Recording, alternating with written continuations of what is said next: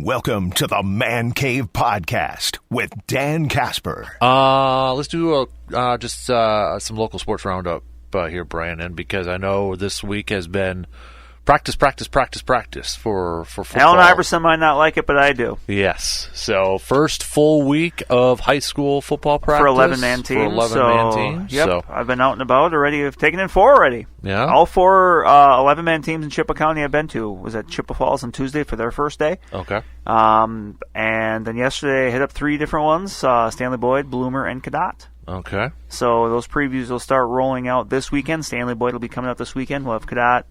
We'll have Bloomer, we'll have Chippewa Falls next week, and then after that we'll have the 8-man teams as they get going next week.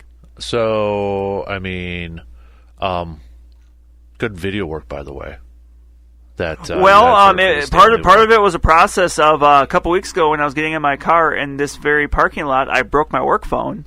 Yeah. And because I'd had that phone so long, I was privy to an upgrade. Yeah. So that's kind of one of the big I didn't notice until it was actually when I was at the Chippewa practice. I'm like, oh, this phone's it's a newer phone, but you just never know. I'm like, oh, this phone's much better when it comes to video, so that'll hopefully be helpful, for me during, taking videos from events and stuff like that. So, yeah. But yeah, it's fun to get out there and go, and obviously everyone's going, everyone's excited, and I think there's just going to be some really, really good football, as there always is, but, in this area this fall. So I'm looking, go ahead. You got, is it 8-man football starting next week? Next Tuesday, yes. And then we've also got, I think it's girls golf. There's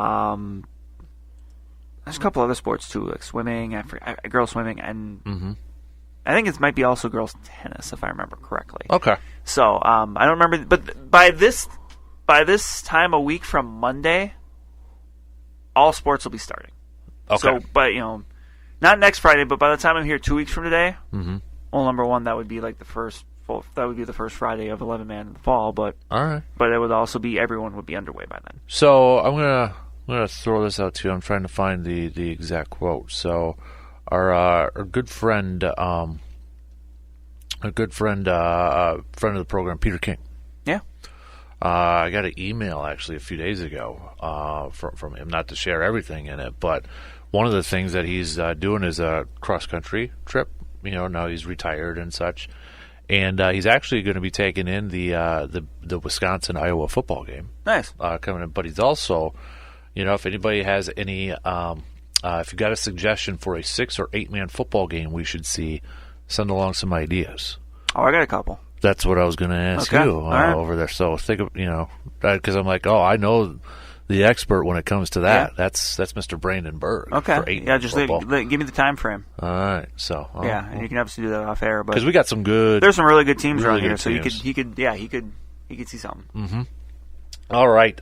Baseball wise, I know Legion for Eau Claire is. They're still they had their first loss just the other night, I believe, but they're still in it. Yeah, but I believe they're playing an elimination game today, if I saw correctly. Down in Illinois over there. So which I believe, I'm trying to remember I'd seen, but they're playing is it this afternoon?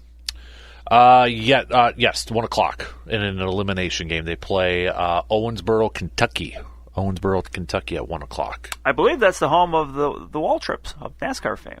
Really? Look at you! I think so. Look at you! I'm gonna look that up to be sure, but I'm pretty sure Michael and Darryl Waltrip are from Owensboro, Kentucky. How many other people would know that off the top of their head right there? Brandon Berg would know that. Not a boy. So, best of luck to the 19U Eau Claire Legion baseball team out there. Keep her rolling. Keep her rolling, and best of luck in today's game too. So, but I was right. You were right. Not a boy. As well as former NASCAR drivers David, Jeff, and Mark Green. Really? Jeremy Mayfield. Wow, all kinds of people are from Owensboro. Apparently. How big is Owensboro? It's a pretty decent size. Is it? Okay. Pretty big, yeah. All right. Well, there you go. CRBL, I know there's been some awards and stuff, but, the Cavs got won it all. So are we getting set for the WBA Yes, tournament? WBAs will start tonight. Okay. 10 teams from the league will be in action. Yeah, the Eau Claire Cavaliers came from behind to beat the Eau Claire Bears on Saturday to win their first league championship. So congratulations to the Cavs. They're going to obviously look to carry that momentum into the postseason here.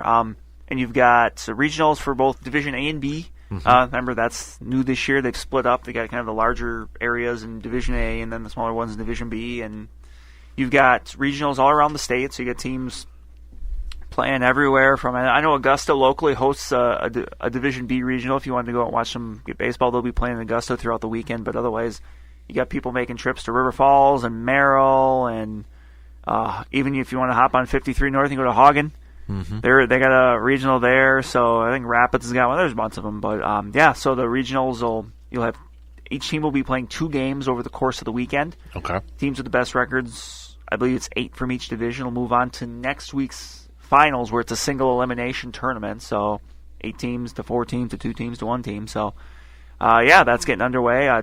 Last year, Tilden's actually the defending state champions in the WBAs, and that was under the 1 division format. So you have to imagine that they're gonna the CRBL is gonna has a pretty good chance to have a pretty heavy influence on that second weekend when you think of, I mentioned Tilden, Osseo, Eau Claire Bears, Eau Claire Cavs. I mean, and even just a lot of those other teams that are going to be in it that have played in the CRBL here, they've seen good competition. Would not be surprised to see another team make it through. Right. So. Yep.